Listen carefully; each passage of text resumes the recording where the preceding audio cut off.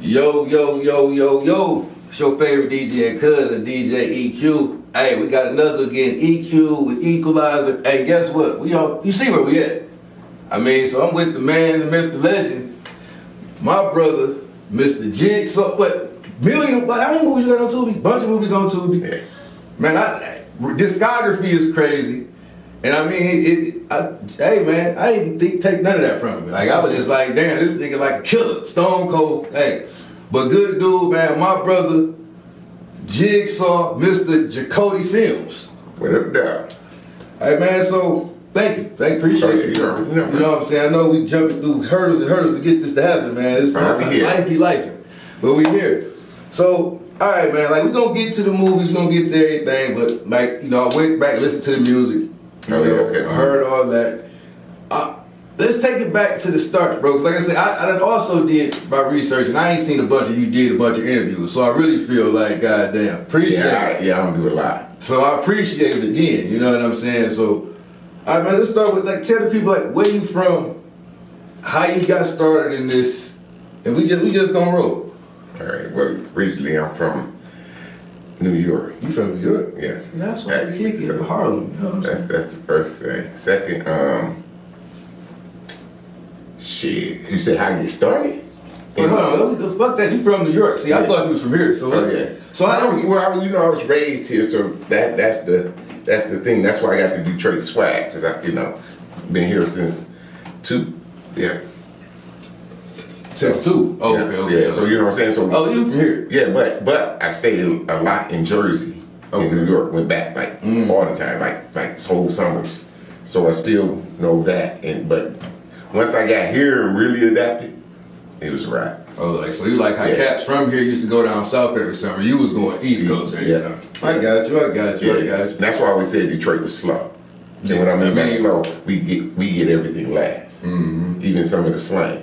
Facts. That's facts. Yeah. That's facts. A lot of people don't say that. They be like, we be coming up with nah, man, we get it last. Well, we do come up with some shit, and then people take it or try to use it when we go there. But for the most part, what I mean by that is like, if it's a south word, by the time you get to us, and then we go south and try to use it, they'll look at you like, where you been? Okay. The shoes, music, certain things hit down in, and then it hits here. Okay. We might be, that's why I say we kind of late on that. Okay. Good shit. The more you know. That makes sense, though. That makes sense. I lived in the South, so that kind of like... Because I always brought shit back from Jersey. Oh, right. I had Patrick Ewing's first. 2 weeks later, they came out here. I had... but Patrick Ewing, that's a given, though. I mean, they really wasn't shit here, but they... Yeah, but you know what I'm saying? So, right. But the shoe was out, and nobody... When I brought him here, they was like... Oh, that was really just like... what do you get? You ordered it? Yeah, it was like a whole... Yeah. Okay. Then music, EPMD, Rakim, Ice-T, all those... Like, when they was coming out, and I come back with the tapes... I mean, come on, you come from the East Coast talking music. I was fortunate to go on the block with the big radio. The radio right here? Because it was the New York shit. Right, I get. I mean, so you basically was like just coming back like, hey, look, top fucking dog, look at this. Yeah. Okay. Tangos, the whole style. Truck jewelry, all that. Okay. So that was me. Oh, okay. With the Detroit swag. Okay, I guess I feel y'all fucks with you. So, let's start with the music, man. How did you get into the music? Like, what was the influence? Like, where did that come from? Like, because, like I say, the music, the songs I listen to is crazy. So, where was that, like, mind state? Like, how did you get into the music? Where did that Jigsaw, the artist, come from? Well, first, it wasn't Jigsaw. Actually, I got into the music probably in junior high. Yeah, my boy Talk. He wrote one of my first songs. Because he always said I had a voice and a look. So he was like, he wrote it and I rapped, got in battles and stuff. That's before people was cussing and shit, so I cuss. Everybody think it was dope just because I said a cuss word. So it started there. Then it was just like love for music, just listening to everybody coming out, all the new music. Like, it was so many styles and so much shit when I was coming up in the you do got the voice. I hear you talk, I think about a master plan. Yeah, so in that era, you know, because you got to think in my generation, we seen 8 tracks, 45s, albums, CDs, cassette tapes to digital. It ain't nothing that came out that we haven't seen. From telephones on the wall, to the first cell phones, to the two-way texting, anything that y'all doing, to the first computers, the computers you had to hook to the back of the TV, video games, all everything they've seen now. We've been did that. That's what they don't understand when we be saying, shit y'all doing, we been did that. Man, we invented the shit. When you look at it like, when you have it break it down like that, goddamn, Yeah, we seen everything. Y'all literally seen everything. So with the music, I heard everything. You had the bubblegum rap. See, now it's just one style of rap, niggas.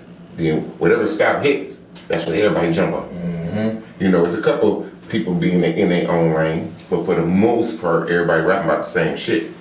The exact same. What you think, right? My damn phone. Oh, here you go. Oh shit. Yeah. But no, okay. So everybody, all right, now keep going. I'm still. So yeah, like and then the music is just like all the genres of music. So like Fat Boys, Slick Rick, LL Cool J was like some of the ones I started listening to first. Then when the KRS Ones and Public Enemies and all them came around, and then the Ice Cubes, that when Cube and them came out, oh shit, that changed the game. Oh yeah. Because we was already on gangster shit in Detroit. So that just like magnified everything. Now everybody was a fucking gangster. You know, because everybody, that was us. We was hard. And think about that. We had all the biggest crews, YBI, BMF. We had all the shit. Come on, we were killing every day. Come on, man. The 80s. The shit going on now. The 80s. Ain't shit. They was fighting over real money, like money. These niggas just fighting over bitches. They was really fighting over blocks. Yeah, and bullshit that they don't know. Man, These niggas was fighting over millions. Like where two friends came into business together just because you got $1 million more than me. I feel a way about you. That's the most goofiest shit in the world. Wow. But that's the era came up in. That comes from counting pockets. Yeah. Other people's pockets. Keep your eyes on your own paper. Yep. So with all the music, boom, once I picked the style, which was mostly street, hood, gangster shit, because I'm a street nigga, I'm a hood nigga. So that's what I stuck to. Then I switched it up because I started fucking with my nigga Gordy, King Gordy. If anybody know motherfucking King Gordy, whew, that nigga would not hold you up, but that nigga he's definitely a horrorcore king. So that's when I stepped into that arena, because I remember just basically how I got into it was I was on that business. Everything was business. My first album was strictly business. Then it was unfinished business. And then I was gonna do one called Out of Business. And I was just gonna do every style of Detroit rap, because if anybody ever paid attention to history and the music, it's so many different styles of Detroit rap. And I was gonna touch every one on one album. And the first song I was gonna do was horrorcore, and I was gonna do it with King Gordy and Eshawn. So you say horrorcore? Horrorcore. That's the ICP shit. Okay, that's Juggalo shit. That's that Juggalo shit. Oh, so that's called horrorcore. Horrorcore music. Okay. So that was gonna be my first song I was gonna do, and I ended up just doing it with Gordy. It was called Jigsaw Carnival. Had like the spooky music at the beginning. We did a video inside a abandoned church, to the point King Gordy lyrics was so out cold when anybody heard it, because let me tell you where I recorded the song at. I recorded the song in Quad Studio. In New York. Quad Studio. Yeah. Ain't one pop got shot out. I'm standing in the same spot. Went up to the floor, they got runners, they got all the shit. So we recorded there. The engineer, when Gordy shit came on, because I took the song with me and recorded it, my verse there. Okay. When the song came on, the lights flickered. The engineer was like, I don't know about this. He was scared. When we did the video, something caught on fire. What year is this? This was 2000. Okay. So it's 10, 11, 12. No. 2000.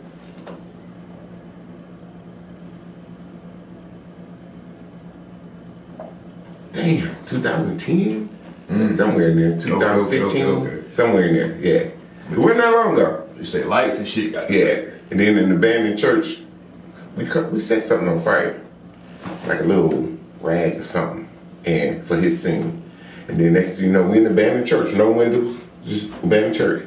Ceiling fan started moving. It was crazy. And like the lyrics he said was crazy as fuck. But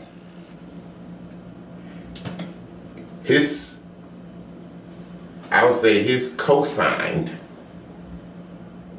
and him taking me around, I could say King Gordy is the only nigga in the music game that I can think of and make sure that put me in a whole different genre of music and got me paid instantly.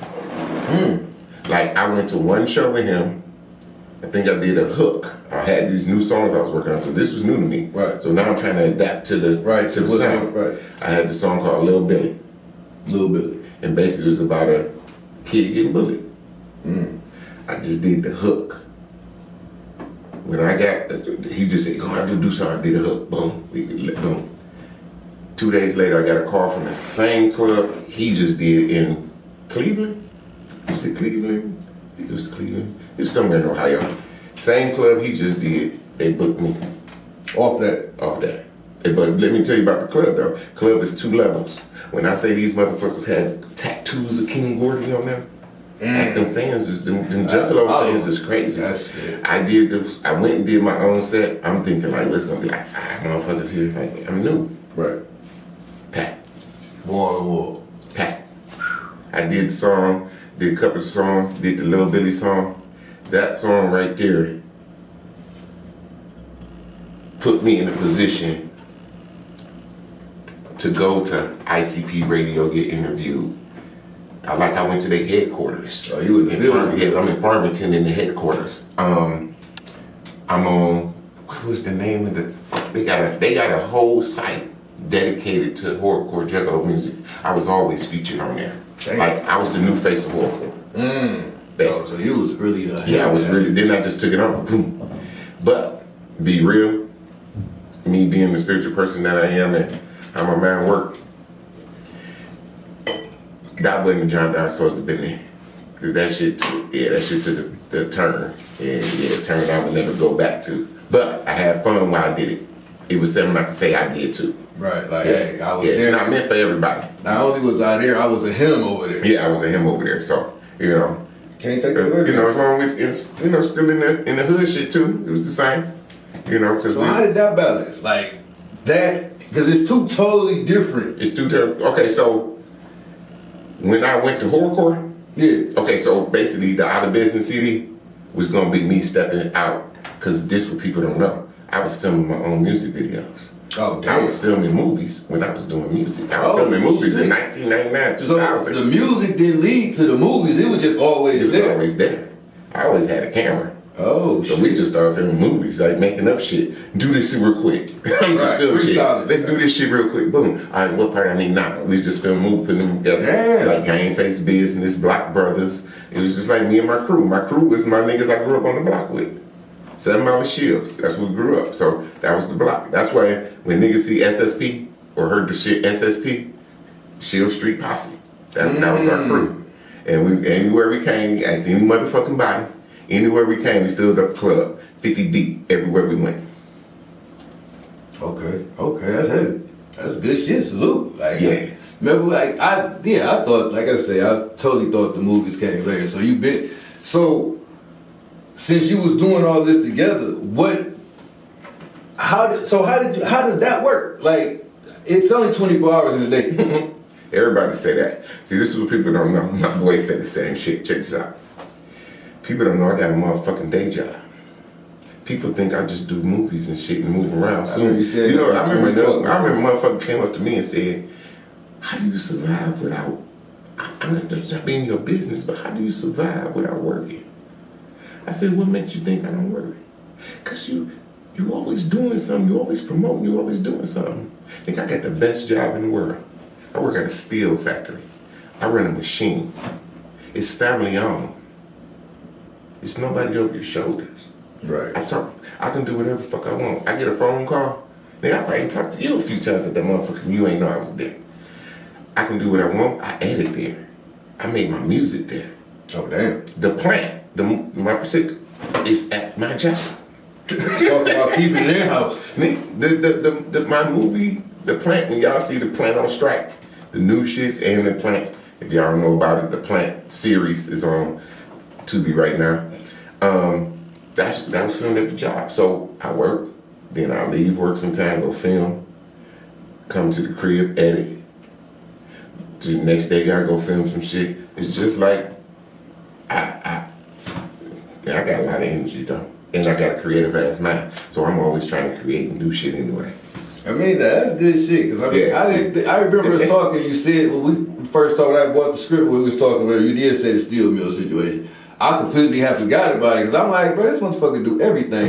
Like, yeah. But me being in it, I kind of see, like, you just gotta go. There's 24 hours in that day, you use them motherfuckers. Listen, I go there, and like I said though, I love the job. Everybody be like, I could have been quit. I ain't gonna even hold you up. I could have been quit.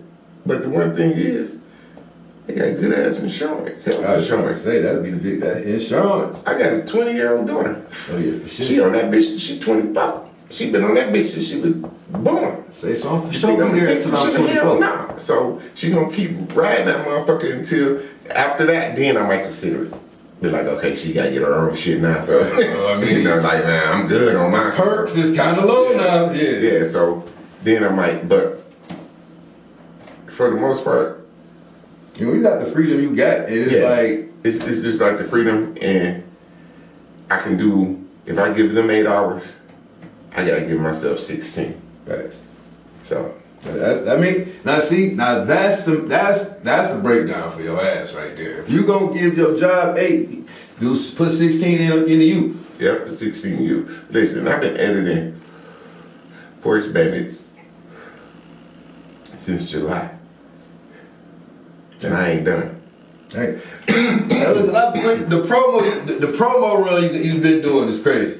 And that's a light promo run because I don't want anybody to try to come out with something, which somebody did, and I'm just gonna leave it there, and mimic or heard about. Benefit of the doubt, they could have, just a little benefit of the doubt, they could have filmed their shit before I started. Could have, just benefit of the doubt. But being the same, using the same person, doing the same thing, just for a scene though, it wasn't about, the whole thing wasn't focused on that. Just a scene though, it kind of threw me off for a minute. But then I said, nah, this is how I'm gonna win. Because when I attack, when I release, my release gonna be something like nobody never seen before. So that's why I'm teasing the people now. What it is everybody over here competing with each other. Because this ain't shit but the new rap game. So everybody competing with each other, trying to be more popular than the next motherfucker, and ain't paying attention to the real business at hand. I ain't seen niggas make $100,000 off a movie. I ain't seen that shit no more. And the reason being is because a lot of shit changed, like the Tubi and shit. That's why these other networks is coming out to step in that arena. See, Tubi pushed us to the back when Hollywood stepped in, and Hollywood realized we was getting money like that. So you notice, if you pay attention, all the movies on there, fucking Equalizer, fucking Hangover, all the top movies. It ain't no like old school movies. It's all the good new shit, and they constantly dropping more of that shit than the independent shit that made Tubi hot. Because Tubi wasn't shit until we started doing it up. And that's a fact.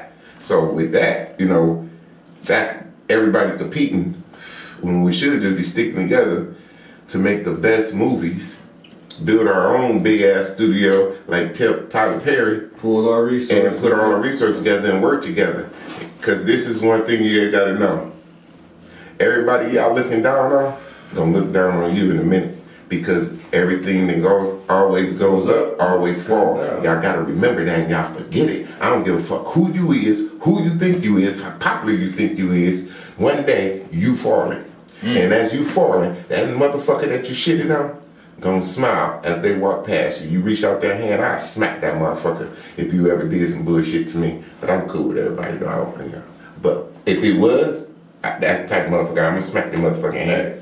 I might kick you and push you down like Tracy Morgan, how you did want that dog. Hey, say I'm home. What the fuck they got to do with me? You know what you did to me back in the day. Right, niggas don't forget shit. So don't think a motherfucker just gonna forget and then the first thing a motherfucker gonna say is you hating. I ain't hating. Tell them what you did. That's another problem. People we don't check our friends and our people for the bullshit they do. Man, that's real shit. Until it gets serious, until it get real. And now everybody overreacting. Yeah, everybody, and then the motherfucker who started it playing the victim. Man. Tell them what you did, please. That part. I ain't tripping for nothing. Right. Tell them what you did. That's all I want to say. Hey, we'll be right back. Hey, with Jacote Film. Yes, Jacote. Hey, we about to talk Porch Banditz and all that shit after these messages. But he just dumped the wrong shit. hey, yo, we back. So, you know, I'm still here with Jig. Man, he just played that throwback. Well, that shit was still a bop today. That's crazy. That was the day years old. All right, so where was we at? So we was talking about became a him over there in the horror rap. Yes.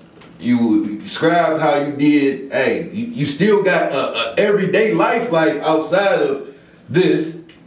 You go to work. You still you let the people know. Hey, if you get up 8, give yourself 16. 16, yeah. You got to. Yeah, you know what I mean. So let's move on. So okay, so let's get to went to horror rap. Let's get to the pimping. You said the pimping. The pimping. The pimp song. I mean, so it's just because I'm saying like the pimpery, the talk. It seemed like it was more than one song. Oh well, there's a lot of pimping in the songs. That's what I'm saying. Which CD? Which? Bitches and Business. Oh yeah, Bitches and Business. That's my favorite shit. You want to talk bitches? Everything I listen to, like I skim. I ain't gonna sit here and say I went through song by song, but when I got to Bitches and Business, I said, oh, I like everything off of that. Okay. So Bitches and Business. Okay. Bitches and Business was the start of SSP. Bitches and Business was the start of Jigsaw and SSP. Bitches and Business kicked off Worldwide Destruction Records. That was my label. I had Richie Bowe,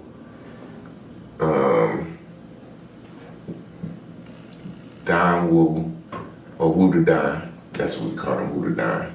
He played too. First he was security. Then he started rapping, which he felt like a motherfucker too. They showboat ENT.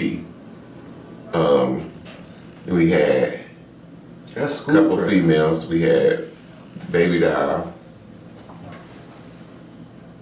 Legendary, Candy Girl. Then we had V-Lo. I'm really young because I ain't never heard that. Yeah, we was a lot of us. It was a lot of us. We had Orc. It was a lot of. It was like good, like the crew. It was a good 10 of us. Like the solid crew, my crew, like my people. Okay. These motherfuckers grew up with us, came along when we started. Then we linked up with the Harper Boy, AK and the Harper Boys.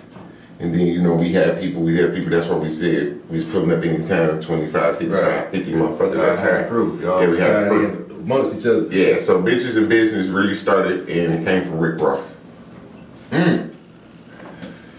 It's still business and bitches. Yeah. His first song. I'm popping in yo. What's the name of that song? Not Hustling. Every Damn Hustling.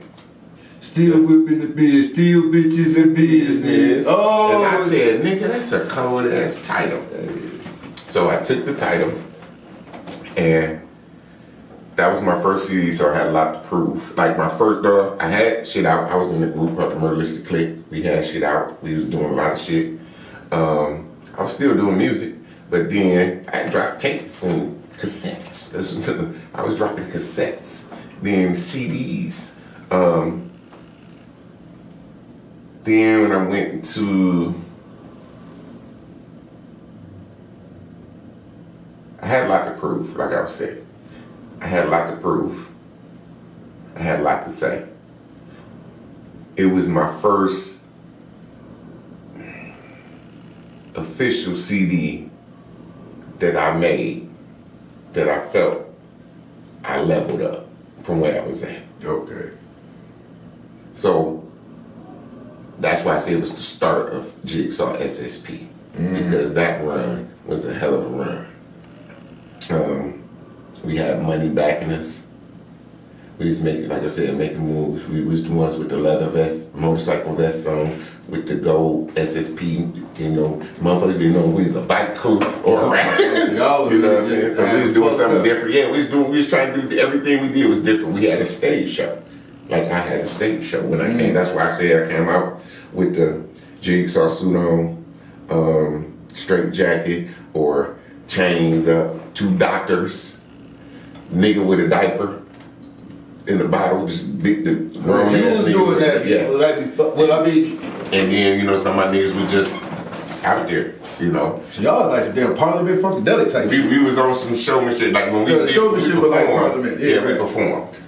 We had, it wasn't no just get up there. Y'all actually, it's a whole back drinks in our hands, telling all our niggas get up there. No, your creativity is running deep. It was always creativity, and it's like anything else. It's like when you do something, especially like with music. This is what I noticed with music. After you make the song, you're like, damn, that bitch dope. You playing it. Then you start performing it because everybody loves it. As more and more perform it, more and more listen to it, you start saying, damn, this would have been dope if I would have sung that part. Damn, this would have been dope if I would have doubled my words up there. Damn, that would have been dope if that beat would have broke down right there. That would have made the song 100% better. But it's because you listen to it so much that now you start to hear the key things besides which fuck you said and how it's riding the beat. You focus on shit. It's like the movie shit. You focus on, like I used to focus on edit. Nigga, let me get this shit down. Vocals good. Vocals tight for me. They work for me. I don't give a fuck if a nigga can't hear them on their TV. Get some surround sounds, bitch. This is what I'm thinking. Like boom, boom. Fuck it. Just edit. Nigga, look, I don't give a fuck. Look, boom. Nigga blunt this long, this short. Then next scene is this long. Then it's back short. Then it's out. Then it's smoking again, then he lightning. I didn't give a fuck, I was just putting it in. As long as he said what I needed him to say, all that changed. That's why now, I filmed Porch Banditz last year, March 15th, first day we filmed. This bitch ain't dropping until about March 15th or April. So, it's a whole year. I'm doing like Hollywood, I'm taking my time. That way I can watch it and then say this. Oh my God, I did not know that nigga did that and that pole was right there. Damn, I gotta fix that. Boom. Damn, let me fix this. Boom. When everybody see it, it's gonna be, that's why I say, it's the next Friday. It's gonna be a classic.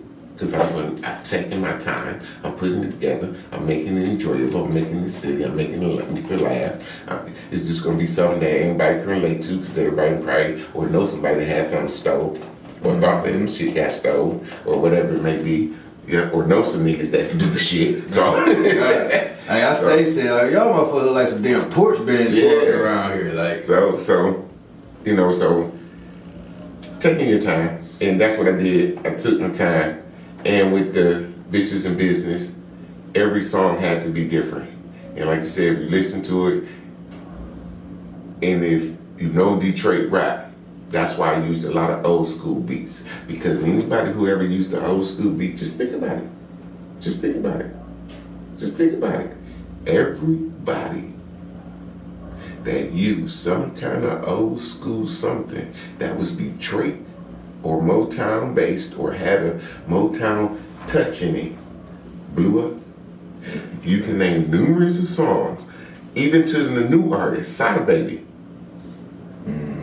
When he used that that fast, he used that jitney, that Detroit music, that old school music. In that pocket. Yeah, when he hit that, nigga to the point Nicky had to jump on, bitch ass Nicky had to jump on that shit. But you know what I'm saying? So boom. So that's what I'm saying. So Detroit do has a certain sound. If you hit that sound and you one of these artists out here and you do the sound right and use some Motown, old school shit, I guarantee you're gonna be all on the radio and that's gonna be the summer hit.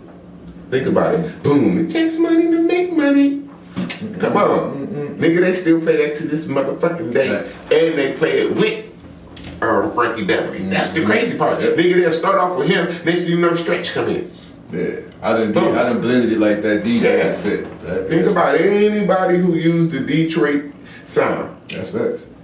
That's facts. That's damn. Everywhere we go, Come on. And And then you don't even realize why you're liking it. Half of us grew up on that music, that old school music. Detroit has a sound, no matter what era you grew in, it's a Detroit sound that you grew up in that you gonna relate to. Right. So Sada Baby related to the new era kids because he brought something that they didn't. All them little kids was popping when they was playing the fast music. Little kids popping like motherfuckers because they see their mama and them popping. This for twerking now. It's popping. Right. So when Sada did that song with the people now, they're a little older and shit. That took them back to their childhood. That took them back to when they remember doing that silly ass dance. Right. The older motherfuckers was listening to Sada. They didn't know who Sada was, but they was jigging off of it because they knew that boom, boom, boom. Yeah. So that's fact. So that's what I did with Business and Bitches, and I wanted to do something different. That's why I named it Business and Bitches. Plus, I told you it's on that business. Right. Everything had to be business. I'm a businessman. That's why on that one album, I'm a businessman, I hate rappers. Yeah, so that was my whole gimmick. I'm a businessman, everything business, which is was because we had BMI. I was putting niggas up on shit then. Ass cap, all that shit. Tell niggas when we perform, you know we're supposed to get paid in this bitch. If you don't, all you gotta do is sign up with BMI. Tell them you perform, you gonna get paid. That's great. Yeah, but see, that's that New York. That's that. Hey, Boy, that's actually spin on your business. The business part. The business part. Right. Me, I'm always like that. Like even with the film shit. Like everybody I fuck with, and you see the crew now, Team Jacote, I ain't just fuck with them like, I'll say this. It's like where it can go. It's like me and you. We cool, we can laugh, we talk. You been at some of my functions, you been here, you been there. Boom, it's a bill, right? I hit you up and say, hey, jump in this movie for me. Boom, you come jump in, boom, boom, boom, boom, right? But I might not talk for you to like 4 months, like personally. Right. 4 months. But then I think of something, I'm gonna call you like, hey, now I'm looking at you like, okay, he's very, very valuable. Next thing you know, I gotta see everybody's flaws. I gotta see everybody bullshit. I gotta see everybody so I can say, so I'm gonna deal with this shit or not. So if I can deal with it, boom, I mean, that's the only shit you got. Cause your personality, the vibe, is that shit on point, boom. My whole crew formed that way. Like, I knew someone from the music game, but we wasn't locked in like we is now. Right. You know what I'm saying? And that's how it started. And from there, once we got locked in, it went from,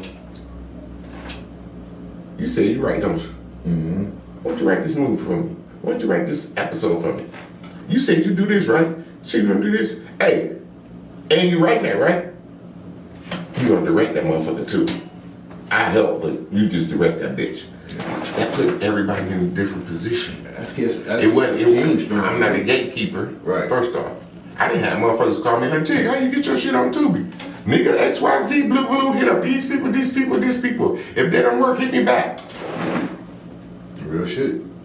I ain't that nigga. This other thing, and make sure you know how niggas. I'ma talk my shit though, cause I'm a shit talker. You know how niggas make clips of shit of the interviews coming up. Make sure you put this shit in here. This is the clip you gotta use right here. Yeah, so I ain't a gatekeeper, right? It's funny, right? I ain't a gatekeeper. Right. Like, if I'm having a premiere, I will call motherfuckers or text motherfuckers and say, hey, send me your trailer. Because I'm having a premiere, I'm throwing a bitch in front of me. I can call somebody. Now, this is what I respect. Dog, what it take for me to get my trailer on your movie? Oh, nigga, you know what it is, nigga, just buy a ticket to 2. Click, nigga, what? Oh, shit, I'm my phone. Bet. Hey, nigga, what it takes for me to get my trailer put there? $250, $300, $400. Nigga, why? Yeah, that's crazy. Why? Yeah, that make that. Then, when that person you did that to pop off for some reason, movie blow up, or they do something, become part of something that really fucking bubbles, you gonna be right there like, what up, my nigga? Yeah, you know. But nigga, you tried to charge me $250 for some shit you could have did and told me to buy a ticket to 2, or could have said, nigga, just send it to me. That part. Yeah, But That's how shit is. Gatekeeper. So, but that I'm not a gatekeeper. I'm not one of them niggas who got to overcharge. I'm not a nigga who. I'm just a nigga who, if you passionate, I'm fucking with you and fucking with it. And we gonna roll with it. I'm gonna give you whatever you need. I'm gonna give you juice. I ain't gonna give you everything, but I'm gonna give you some juice. You gotta do something. You gotta do some work yourself. Yeah, you gotta do some work yourself, but I'm gonna give you some shit till you can run home and start with. I ain't that nigga. That's all I'm supposed to be needing is that launching pad. Right. That's why when I guarantee you this, when niggas will be around talking about it, they be like, the niggas that don't know be like, who the fuck is this nigga Jig? These niggas really be, who the fuck is this nigga? That's how it is, because I'm a cool ass nigga. Yeah, that's right. That's every time I done said, gee, oh yeah, that nigga cool as hell. Yeah. So it's like, and then I see everybody that's intertwined. Like, cause I'm heavy at Flick career because I'm from over there. You know what I'm saying? So I'm seeing it like, damn, wait, I was just on the set with this person. I know. So it's like, and like, so being cool with him lets me know what type of person you is, the type of person he is. You know what I'm saying? So, yeah. Flick's my people. Yeah, you know what I'm saying? So we about to fast forward, you know what I'm saying? We gotta get to the shit. Let's talk to the movies, man. Let's talk to the movies. Okay, which one? How many movies you really got on Tubi or out here in the world that we can go watch? Okay, so let's get this, let me understand. Oh, give us the breakdown. Are you saying mine only, or any and everything I have worked and had my hands in? The shit that got that on it. Okay, Cody. Well, there's a lot of shit with my logo on it, or my name on it. You say you still gotta break it down. Yeah, you just but like my shit though, right now on Tubi, I got The Coney, Blue Ice, The Plant, season 1, and Tales of the Detroit Pig Lady. Yeah. So, I didn't know the Coney was yours neither. Yeah. That he in the Coney, dog. That's in Porch Banditz. Yeah, both of them in. Okay. I little light skin. He killed that nigga. Right. Yeah. He from Ohio. Yeah. Nigga Deuce killed Woodrow. Yeah. So them ones on Tubi right now. I got a movie I did called Black Trojan. In the house. On Relay TV what right now. What is Relay? Relay TV is a new TV platform out of actually the fucking UK. But what it is they hit in America and they hit in UK, so you get different views because they have the same kind of movie shit going on there. Okay. So that started there because of the distributing company we deal with, how they operate. They don't just do Tubi. So like, I dealt with a few other ones, like my movie will pop up on YouTube TV. Then it'll pop up on Google TV. Okay. Google Play TV or something like that. Then it'll pop up on Amazon. You see what I'm saying? So it's weird how it's just after a while it pops up here. So it's gonna be on Amazon, Tubi, the Remy Ma. Like these are the people they deal with. So Ice T and them got one called the OG Network or some shit. It's gonna be all on those new platforms like that. Okay, Yeah. That's dope. Hey, 'cause I'm late to the party on even seeing it. I'm like, wait a minute. I'm thinking motherfuckers just got sick of waiting on Tubi and just started sharing clips. Like, hey, listen, fuck it. No, it was just like different platforms. Okay, that's dope. That's dope. Yeah. That's what they're on. So like, and then like on YouTube, I got movies. I got Detroit 80s, which is a hood movie. It's basically about some old school Detroit shit. I got like people like the old school YBI type mixed in with it type shit, like that hood shit. Okay. About 4 motherfuckers who was going around robbing all the drug dealers. Okay. Yeah, but I mixed in some of the real story shit. Right. And made it fictional, added my twist to it instead of making it just like what happened. Right. I put a twist on the shit. Yeah. So show the history of the city without showing the real story, because they can read about the motherfucker anyway if they want to really know. I got 10-0-0 on there. That's a mini series. Thoroughbreds, King of the Street. Actually, that's a bike life movie. Because I ride bikes. And I ain't talking about motorcycles. I'm talking about paddle bikes. Nigga. 2 wheels, paddle bikes. In shape. in shape bike crew type shit where the bikes thugging with the lights. Like I don't even know if you pay attention coming in. The bikes hanging up on the wall. Like I didn't pay attention. Like I got the bikes are like custom. Oh, like I got alligator seats. Oh shit, you just okay. It's like that. And like the other one got sway seats, got sounds on it. Low rider type shit. So. Yeah, because we got, believe it or not, they got datings for bikes. Yeah, I know about that. You can put little fake hydraulics on bikes. I understand the bike. Yeah, they got the hydraulics. A couple of my buddies got the hydraulic bikes, the 3-wheelers with all I done seen the spokes. The snake skin shit on. Yeah, so you you from Detroit, you see these motherfuckers. We be mobbing. Yeah, it'd be about good 200-300 of us. And then on Thursdays it'd be a good 2,000.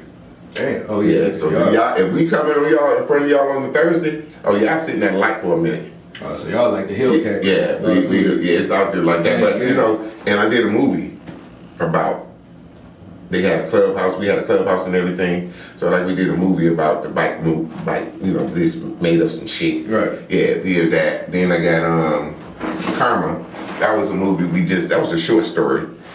That was a movie we did. It's about the music business and shady shit. Little Girl Cry. That's about a little girl being molested by her mama boyfriend.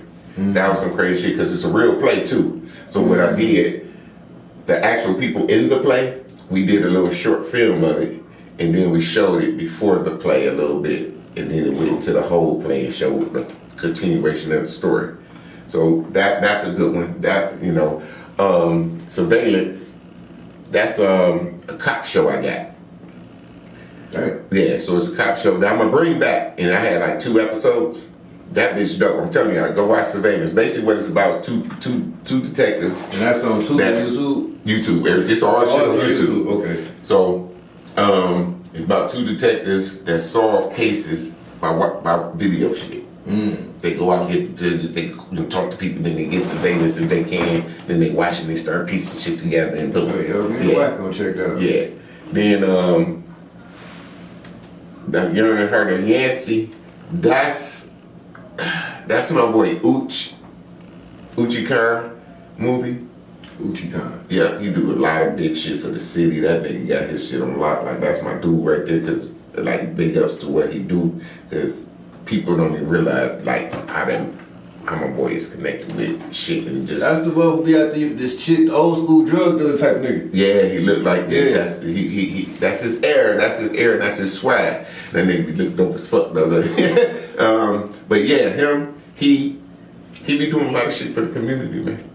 I mean, like real good dope shit, man. Okay. So yeah, so you got he did the movie. He had a book he wrote, and he wanted me to shoot the movie. We got into script form. Boom. I wrote. My boy wrote the movie out for him. This was the first movie that I say is a movie, it's short, that I really filmed when I went from the DSLR cameras to the film cameras. Because it was a black magic and I didn't know you had to turn lenses, I didn't know all that shit. I thought it was just like that bitch. Pop that bitch on and play, record. No, but this was the first movie that put me in the form to really want to film movies from his movie made me because I put it together, we looked at it, we was filming, and I was like, damn, we love this shit. And so that movie really made me do it. The Last Drink was one of the short films. It's about a nigga who get drunk, kill his whole family, some bullshit, relapse. Hot Pack, that's the first short film I made before, let me see. I made Hot Pack, then I made 10-0-0, then I made his movie. Hot Pack, I had a passion to show the use of drugs, like when people relapse, right, and how they go back to what they used to do and boom. And I put it on one of them awareness sites. Okay. When I say that motherfucker blew up and people was like, we need to see this, it's like, that's what it was. I had a purpose for it. Right. And it worked. help and whatever you're supposed to do. 10-0 was a cop one. That got me in the mood of, I'm just gonna film some shit, put this shit together, put a movie out. It was still no lights, it wasn't no extra sound boom mic, that was just big camera. Right. If the sounds was fucked up, they was fucked up. The wind was loud. It is what it is. All right, movie. It wasn't, I was just filming. But then like I said, when I did his, that's when I really bought a camera, spent $1,000, couple thousand to put it on. Black Magic ain't no good. So I started with that. Boom, I'm like, gotta put it together, trying to put it on this, put it on that. So I went out filming, learning it at the same time. But his move put me in a position to really want to pursue it. Okay. And so that's how all the movies came about. And then I came out with The Plant. The Plant came about during the pandemic. Now, if y'all done watched, y'all done heard me talk about The Plant on numerous episodes. Watch that motherfucker. Watch The Plant. It's funny. It's first season, then the movie's coming out. The Plant on strike, the movie's coming out real soon on Tubi. Maybe by the time you see this interview, it might be out, I don't know, maybe a little bit after. Sick whatever. That. You would know, because you would know if you put the clip in it. Boom, ha. Boom. Ty fucking dot. But The Plant was created during COVID. Okay. So, it was winter. Matter of fact, nope, let me rewind. No. Wait, you man. It was during after COVID, like it was during that time COVID was still around. Yeah, about to say. It was so, you know how it came, like March, whatever. Right. Went through the summer. Was kind of going back to work, but you still had to check in and do the protocols and all that shit. Then winter kicked back in, and then it was still around, and then so all shit really started people still sick again. That's when I wrote The Plant. So 2020. Yeah, because I wrote The Plant. I was working in The Plant. And actually I called everybody who went it.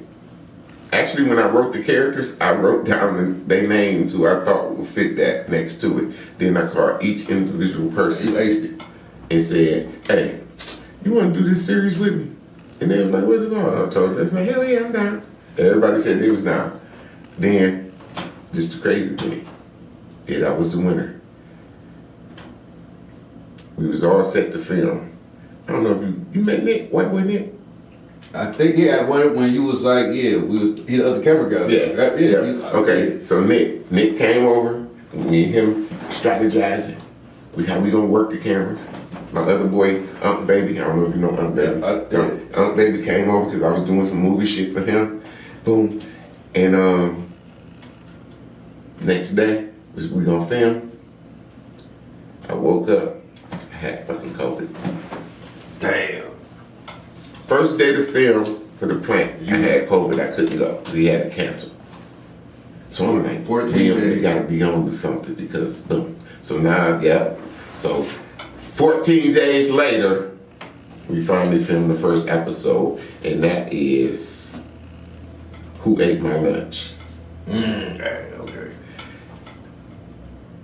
We filmed that was the pilot. As we filmed the season, we sent that one into film festivals. We won 10 motherfucking awards. Damn. Yeah, see, people don't know that because I don't talk about it. Dang. Oh, the other thing. Humble giant. Check this out. All my music awards.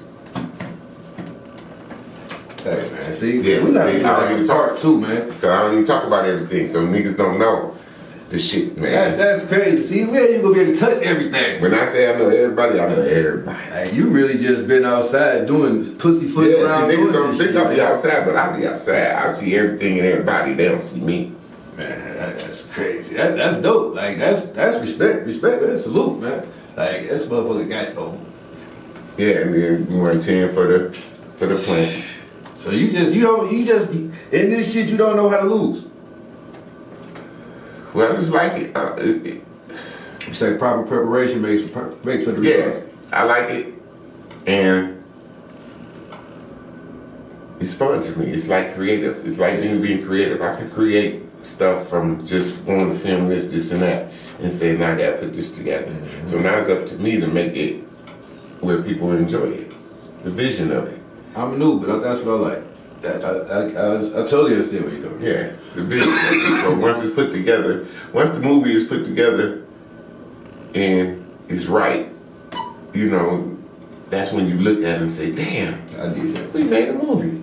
You know what I'm saying? Yeah. You know, not just look at it and say, we made a movie, and people like, man, you know you could do edit a little better than this. You look like you just threw some shit together. You don't want that nowadays anyway, because we should be past that and grow. And everybody should be able to see the growth. And I just feel like But a lot of people just want to do it. yes, a lot of people just want to do it. Like, as long as they get out there, eventually I get it right. You know what I'm saying? But it's like, bro, you only get one shot to show yourself. You get more than one shot. But if I'm about to present myself out here, my shit for the first time, I don't want no shit that looks fucked up. Right. That's not quality. That's not. Hey, you still may have some advancements to go, but I don't want to be looking like my shit is on the bottom end. You know what I'm saying? Like, you don't want nobody turning on to say, this looked like when Tubi first started. yeah. Yes. Or they cut it on, they automatically, I'll holler at him in about 5 years and see where he at. Nah, like, at least, like, give him a year or two. You just gotta work some kinks out. But you sit here and be like, 5 years, that means, man, I'm way behind on everything I'm doing. You know what I'm saying? Like, I ain't did this shit right. You feel me? Like, I ain't put enough into it to give a fuck about it. You know, but, like, that's why I totally understand where you're coming from with that. So, all right, man, let's get to your baby, man. Let's get to this Porch Banditz, man. Oh, yeah, Porch Banditz. Porch Banditz, man, that right there, that's, like I said, it's the biggest thing since Friday, man, nigga. Because I feel like it's going to be a cult classic. Yeah, the biggest thing since Friday. That's the, you know, Porch Banditz was created by me and my boy, Goldmouth. Goldmouth was in the Coney. He was the one who was with the killer, the nigga who was trying to talk his cousin out. Like, nigga, you came to town and fuck shit up. Stay in the house. Right. So, me and him came up with some ideas about the Porch Banditz shit here and there, boom. Me and him was supposed to get together or do some shit with it, and life is life. So one day I was just like, you know what, I'm gonna do that Porch Banditz shit, but I'm gonna have my boy Will write it. So I had my boy Will write it, fed him the whole idea, the characters. My boy Sam came up with the characters for me. He like came up with the names like Jacote and shit like that, like what they do. And so we took that, I sent all that to Will, told him how I wanted like some party or some shit. They porch banding motherfuckers, they stealing shit, but they still the wrong shit. It ain't gotta be like just straight up like drugs and make it some killers pop out, you know, but still have some real shit in it with all funny shit, crazy shit. And then boom, you know, he wrote it, sent it back, I read it. I was like, boom, there's a couple parts. I was like, nah, this right here, take that out. Boom, we didn't need that right there. He took it out, sent it back, boom.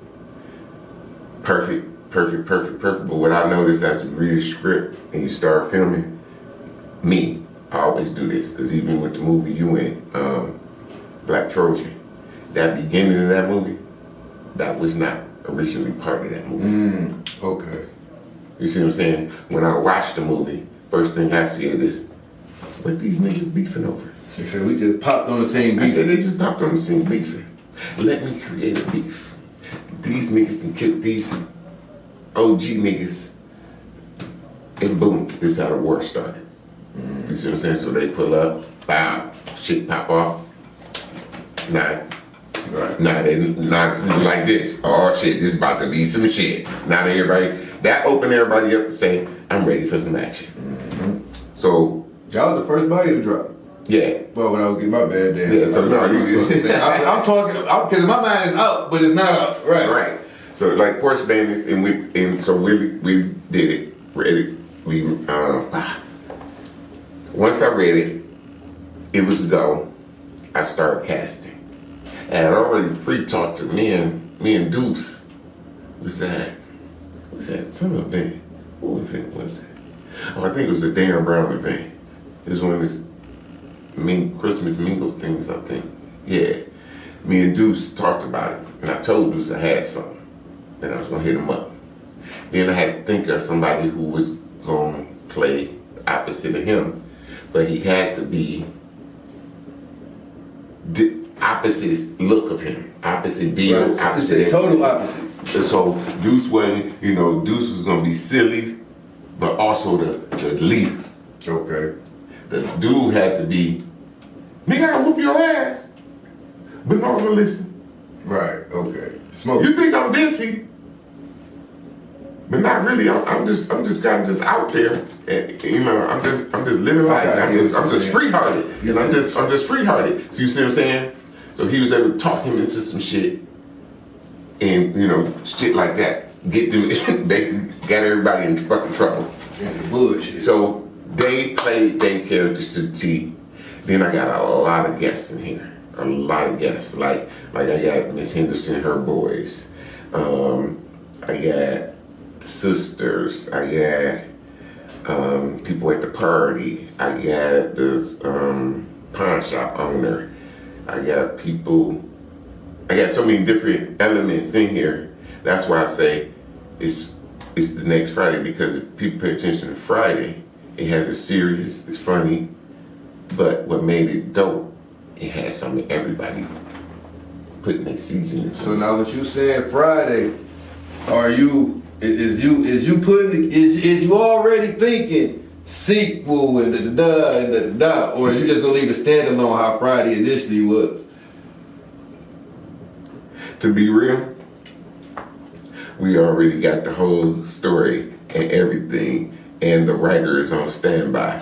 All I gotta do is say, do it, and he gonna start writing. I hear. All I gotta do is push the button. All I gotta do is push the button. Like, so we make this one of them ones. Yes, it's already the story. And the next story, oh man, we already got it to the point where it's gonna be funny. Now in this one, I'm really gonna reach out to all the motherfuckers that watch their videos. Them are the people that I'm going to at least have cameos in.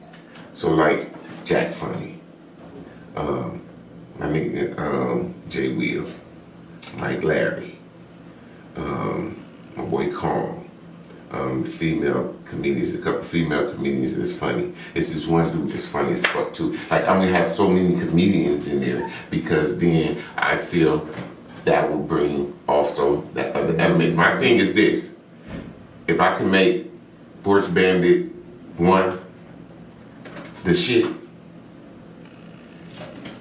I ain't gonna be one of them ones that make a part 2 and niggas say, man, that nigga could've kept that shit. Right. You know what I'm saying? He done fucked up the first one by making that whack. No. I want it to be even better when niggas be like, dawg, these niggas are sick. So that's where my mind at. So I know they gonna love motherfucker. That bitch gonna blow up. It's gonna be a number one. It's gonna be recommended. It's gonna be in features, nigga. Matter of fact, it's gonna be some shit going down. Watch what happens.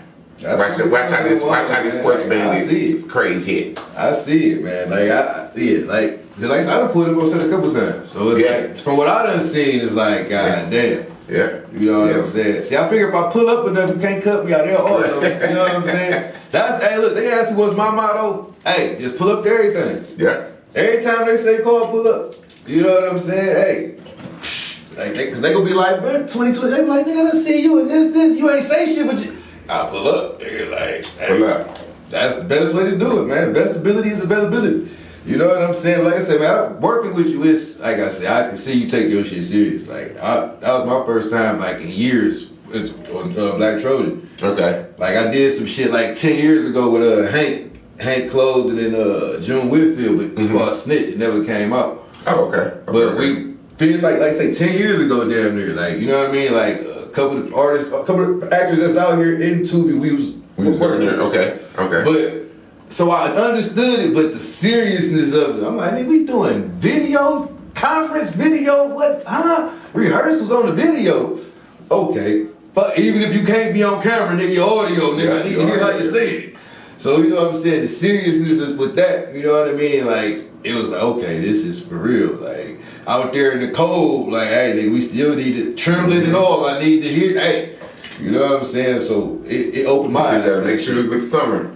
Man, you know what I'm saying? So it opened it up. It was like, damn, this shit is for real. You just can't get in this bitch and be like, hey, just because you know a nigga don't mean you about to be, hey, you'll get up out of here. Yeah, so everything's like earned, and then, like I said, I go off people with the passion.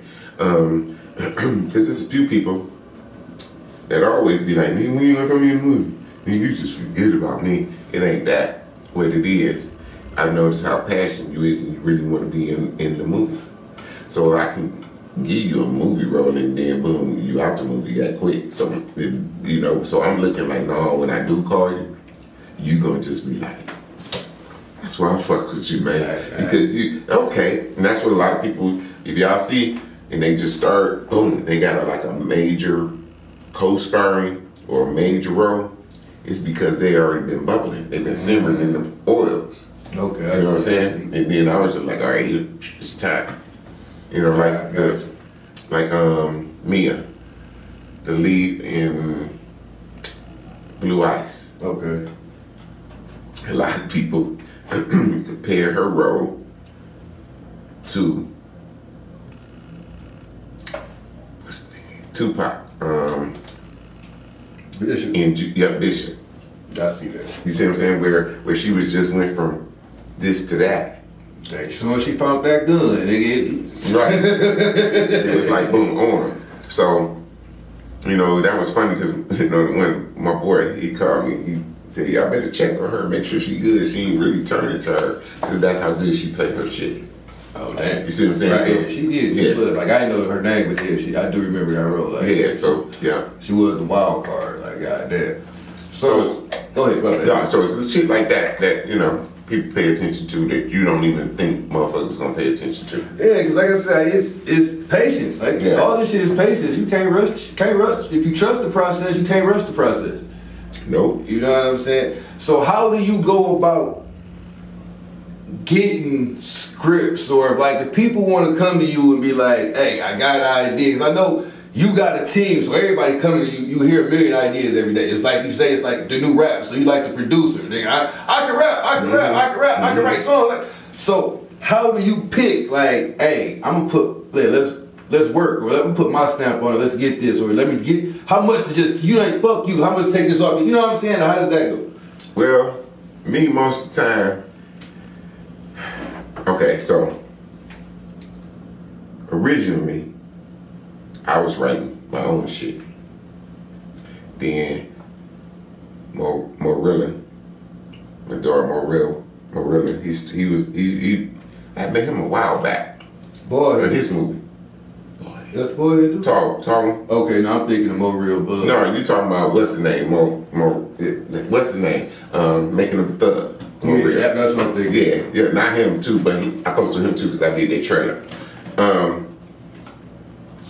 But he wrote the Coney for me. You see what I'm saying? So then when he wrote the Coney and Goldie, Scam, Nika, when they wrote shit for the plant, that helped me focus more on the filming. Right. Then when Wifey came, she filmed too, and she edited. So when she started filming, and then Nick started filming, that made me fall back. So now I'm just watching the monitors. So I'm like, then I have to go film some shit real quick. Like, no, okay, let me catch this angle real quick. Boom, film that. Or Nick gotta go, or she got something going on, so I have to fill in. So really, the movie is filmed all by them. Them two film all of that. Mostly, I filmed probably 25% of that. They filmed, Nick in 36 filmed all of that. Hey man, you see, he makes sure how Jay say, if your whole crew is rugged, your whole crew is. Yeah. Hey, he making the crew rugged, man. The whole crew wrote. That's right. The movie, basically, because it's like stories. It's like they're on strike, and you see they're on strike, and boom, they basically, as they striking, they stop and talking to the news people, and they saying what the fuck, how they feel, and then they remember some shit, and be like, and then one time, then they go into the story. So they wrote the stories. You see what I'm saying? So I directed, I filmed 25%. I edited, though. I edited this, I edited that. No. Nick edited the first draft of it. I took the first draft, extended it, rearranged it, and added and made it what I need to make it to be. I seen his vision, but he was missing a couple of key things. What he did, he laid the foundation. Okay. I built the house. Okay. Yeah. Yeah, I mean, that's still major because the house ain't shit without the foundation. Boom. He built that foundation where I seen the vision. So I built the fucking house. See, if that foundation sounds like build this motherfucker, you ain't want to fucking do it. And then when he watched it, we were sitting right there on the couch in the office. He watching it. He looked over at me. It was like, boom, got Nick approval. It's a go. Nick was the first one when I was doing movies. Matter of fact, it ain't the movie ain't up here. Matter of fact, it's a movie that I filmed my first movie. It's called Rashana. Okay. It's a scary movie. My little daughter, at the time she was 10, she made up the title. Then we went and filmed it with her friends. Nick filmed it for me and edited it. Good shit. You see what I'm saying? I wasn't filming then. At that time, I didn't have a camera, but I knew how to film. Right. So that's when I was doing music shit. So he was filming. I had just met him we did somebody's music video and they had me acting it. So that got me into the acting and back into, because I had put the camera down, I still had it, but I was filming just like rap shows and shit. Right, you wasn't trying. I wasn't doing that. When I did the music video, and the video director was also a movie director. So he was doing a movie and he wanted me to be in it. So I started acting again and I was like, I'm looking at the camera people and sounds, I'm like, I don't want to do this, I want to do that shit. Fuck acting.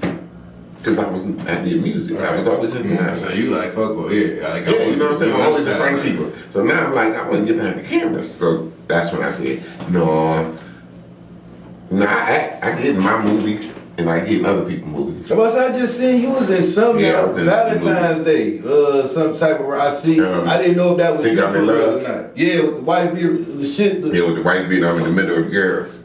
Like, I get my acting on.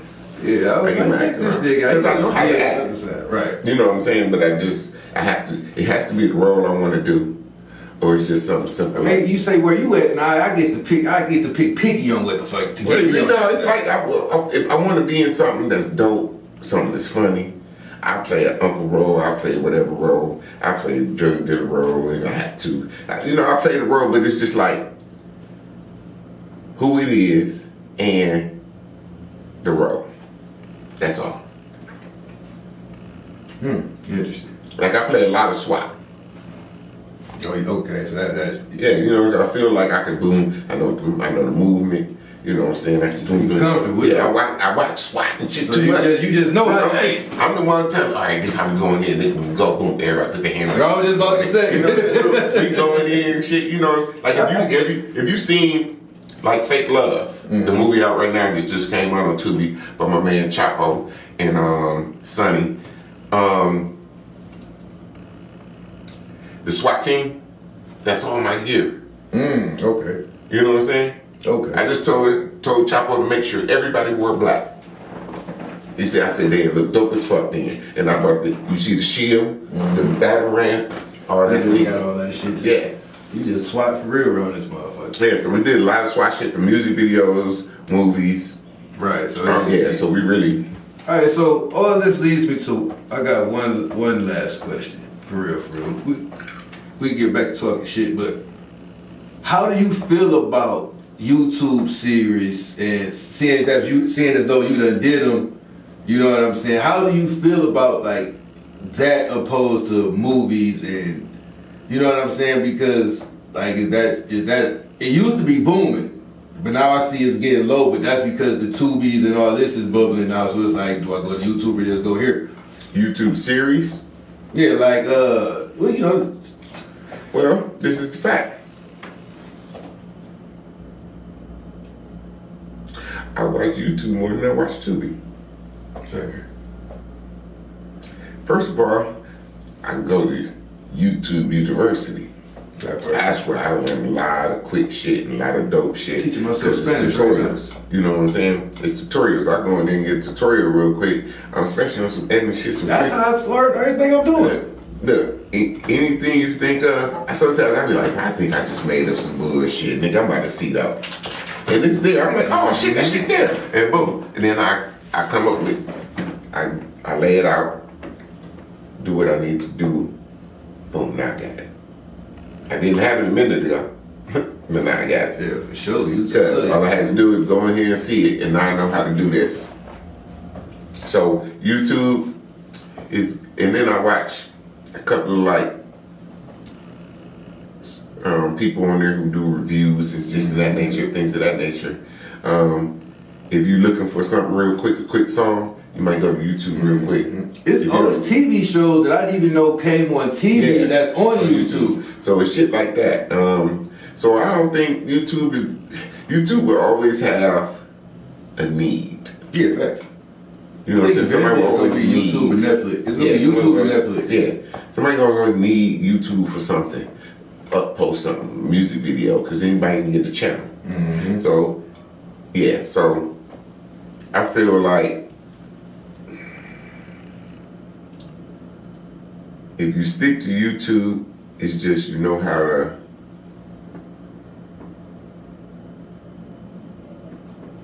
promote it and push it so you can get them views, get them subscribers, and have people constantly coming.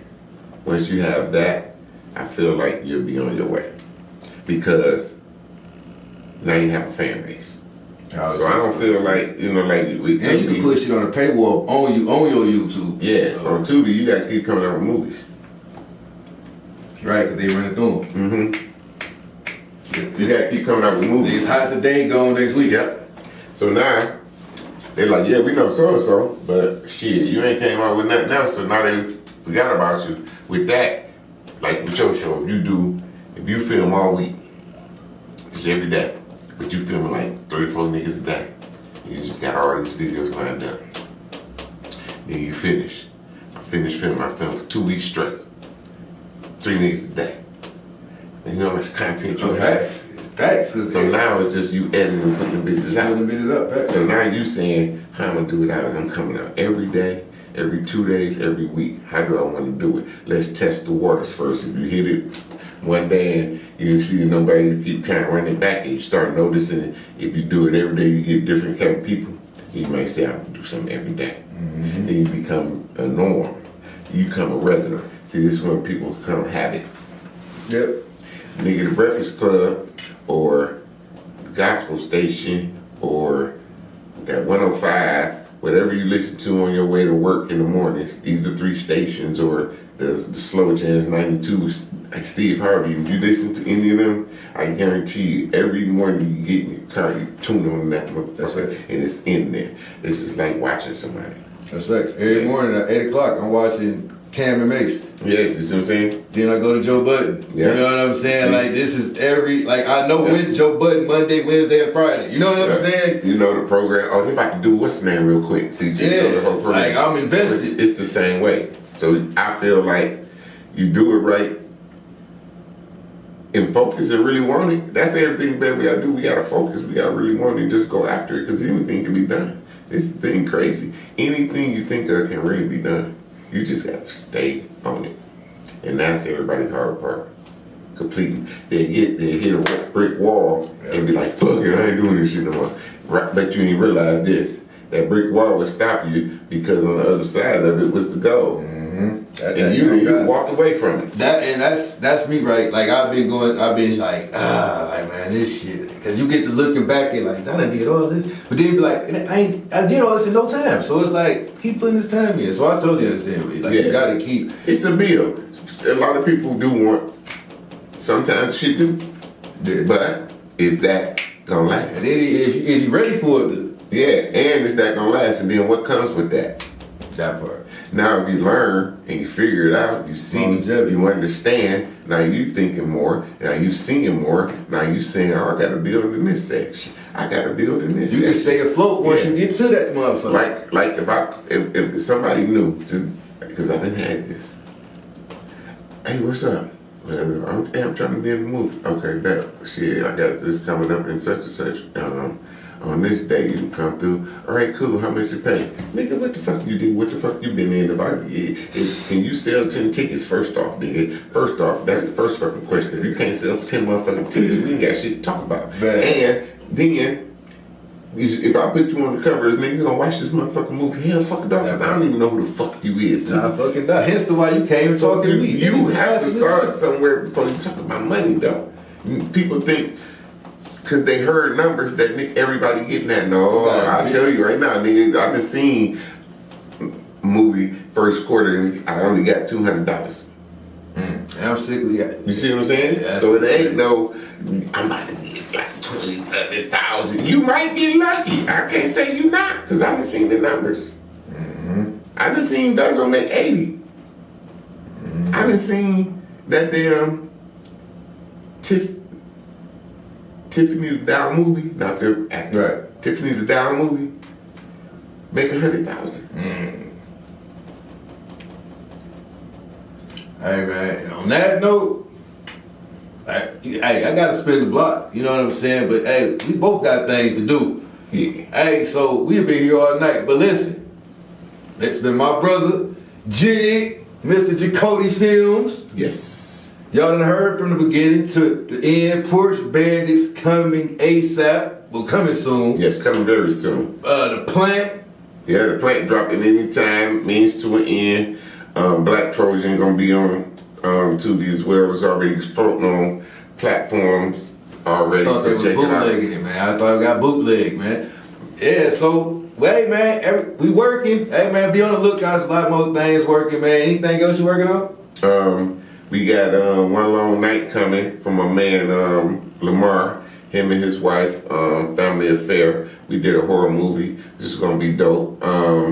We got that coming. Plus we got The Barkers. The Barkers.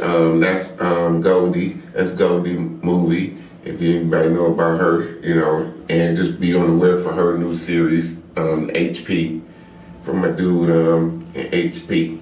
Hey. What else we got popping? Then we got a couple other things popping. We got Death of a Grapevine coming. I think you got a road deal, don't you? Yeah, and we got a couple more movies coming. We got like some scripts in the making. I got one. He got one in the making. So those during the summer. Yeah, and a couple more. We got a couple of my boys got a couple. So man, he rolling them out. Got a lot of movies. Yeah, he working, man. He working. So hey, man. So hey, y'all just got EQ'd with DJ Equilizer. Hey, my bro Jig, and guess what? We out. Yeah, peace. Peace.